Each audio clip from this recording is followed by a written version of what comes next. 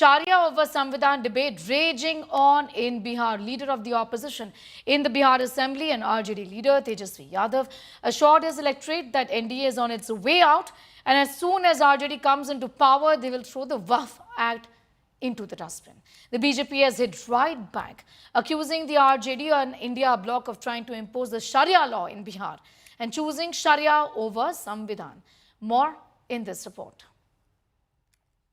राजद और सपा का समाजवाद कतई समाजवाद नहीं कहा जा सकता, जिसे आजकल सोशल मीडिया में इस प्रकार का एक वर्ड यूज होता है कि नमाजवाद कहा जाए. The gloves are off in the battle for Bihar, with the focus now shifting to the highly contentious Waqf Act. A day after Tejasvi Yadav declared the RJD won't allow the Waqf Act in the state if his party wins power, the BJP launched a scathing attack on the India bloc. इनको minority से भी मतलब नहीं है. पक्के नमाजवादी हैं राजद हो या कांग्रेस, पक्के नमाजवादी हैं राजद हो या कांग्रेस. कितनी तड़प है कठमुल्ला वोटों की प्यास में. मैं बिहार की प्रबुद्ध जनता का आह्वान करता हूं कि उसके सामने दो रास्ते हैं, राष्ट्रवाद और समाजवाद. इंडी गठबंधन जो सरकार में आने पर पिछले दरवाजे से शरिया लागू करने के लिए कोशिश करेगी, और एक तरफ हमारी सरकार जो बाबा साहब के संविधान की रक्षा करने के लिए कृत संकल्पित रहेगी.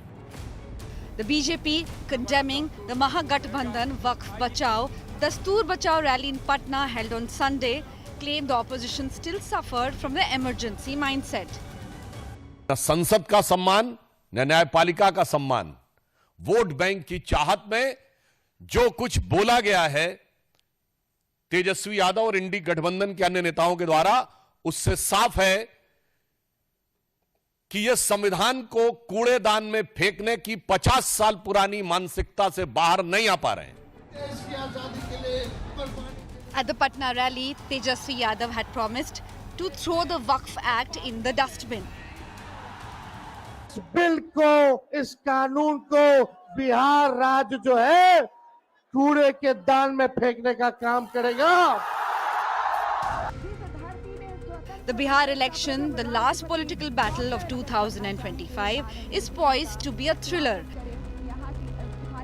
While the opposition stand on Waqf Act will help them consolidate Muslim votes, it runs the risk of Hindu mobilization in the NDA's favor. Bureau Report, India Today.